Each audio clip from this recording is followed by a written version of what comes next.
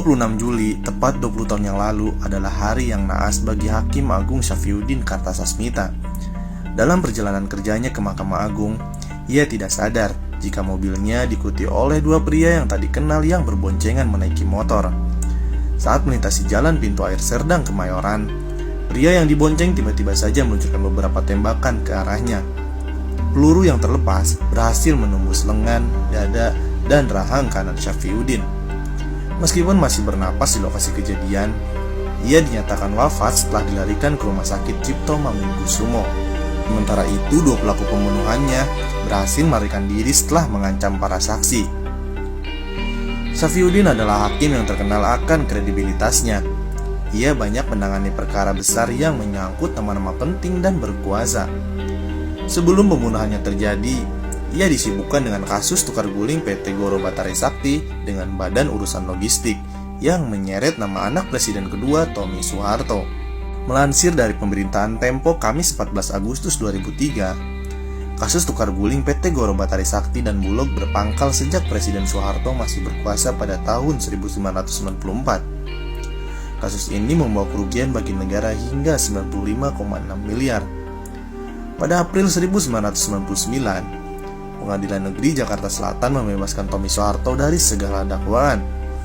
Setelah jaksa mengajukan banding di tingkat kasasi MA, Hakim Agung Syafriuddin akhirnya memvonis Tommy bersalah dengan hukuman kurungan 18 bulan penjara, ganti rugi 30 miliar, dan denda 10 juta rupiah pada 22 September 2000. Tommy sempat menemui Presiden Abdurrahman Wahid untuk mengajukan permohonan gerasi namun ditolak. Ia lalu melarikan diri.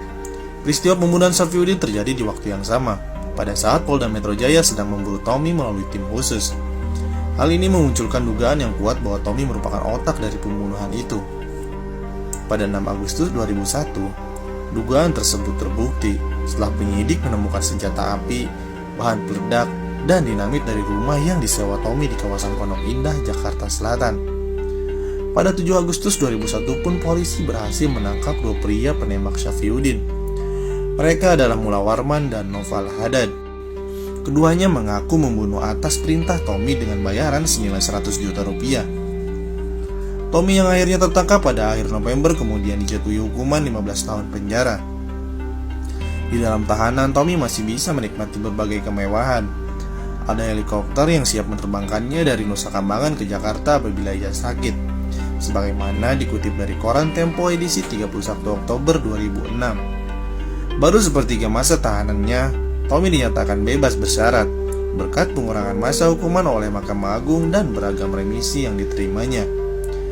Istri Syafriuddin, Soimah, mengaku sakit hati saat mendengar kabar pembebasan Tommy.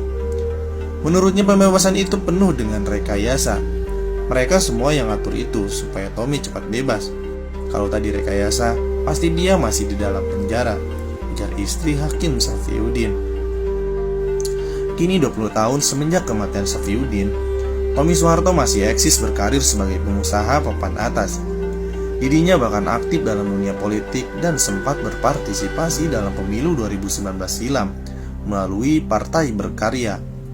Dalam wawancaranya dengan presenter Najwa Shihab, Tommy mengatakan jika selama persidangan tidak ada saksi yang memberatkannya, yang menyatakan bahwa saya pelakunya atau dalangnya, tak ada satupun, ucap dia 2019 lalu.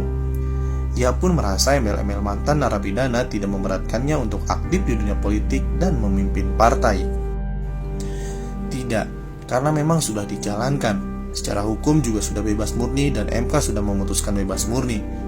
Kalau ada masyarakat yang mengaitkan seperti itu, ya boleh-boleh saja, itu hak mereka, kata Tommy saat ditanya soal kasus pembunuhan Hakim Agung Syafriuddin Kartasasmita.